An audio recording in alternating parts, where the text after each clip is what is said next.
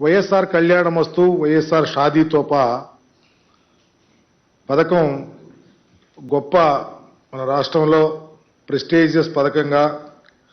SC ST BC మైనారిటీలకు వికలాంగులకు భవన నిర్మాణ కార్మికులకు వాళ్ళ కుటుంబాల్లో వాళ్ళ కుమార్తెల వివాహానికి గౌరవప్రదంగా నిర్వహించుకోసం ఏర్పాటు చేసినటువంటి కార్యక్రమం ఇది వరకు 40,000 రూపాయలు పారితోషికం ఉండేది ఈరోజు 1,50,000 ఇస్తూ ఒక రకంగా పాత అప్పులు కూడా తీర్చి 4 ఇన్స్టాల్మెంట్స్ ఇచ్చి 5వ ఫేజ్ ఈరోజు గౌరవ ముఖ్యమంత్రి గారి చేతుల మీదుగా రిలీజ్ చేయడం అనేది చాలా ముదాఫంగా ఈ కార్యక్రమం ఒక ప్రక్క రాష్ట్రంలో ఇంత ప్రెస్టీజియస్గా జరుగుతూ ఉంటే ఎప్పటికీ కూడా ప్రతిపక్షాలు కళ్ళు లేని కబోజిల్లాగా కళ్యాణమస్తు తీసేశారని చెప్పుకునే వారికి చెంపపెట్టే విధంగా 5వ ఫేజ్ రిలీజ్ చేయటం అనేది చాలా అదృష్టంగా భావిస్తూ దీనివల్ల ఈ రాష్ట్రంలో ఉన్నటువంటి పేద ప్రజల యొక్క కుటుంబాల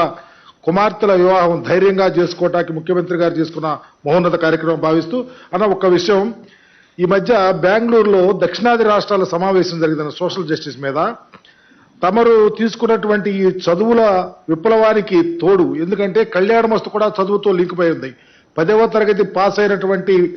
ఆ బ్రైడ్ కానీ వాళ్ళకి హోదా కల్పించి వాళ్ళని ఎలిజిబిలిటీ చేసిన తీరులో చాలా చదువుని ఇంపార్టెన్స్ ఇచ్చినటువంటి విషయాన్ని కూడా పొందుపరుస్తూ ఈ దక్షిణాది రాష్ట్రాల్లో జరిగినటువంటి సమావేశంలో అన్ని రాష్ట్రాల కన్నా మిన్నగా ఆంధ్రప్రదేశ్లో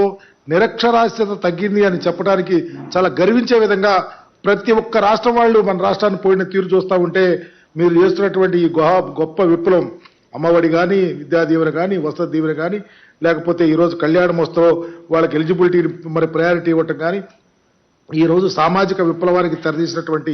ముఖ్యమంత్రిగా ఈ రాష్ట్రంలో ఉన్న ప్రజానీకం గమనించాలని మీ ద్వారా కోరుకుంటూ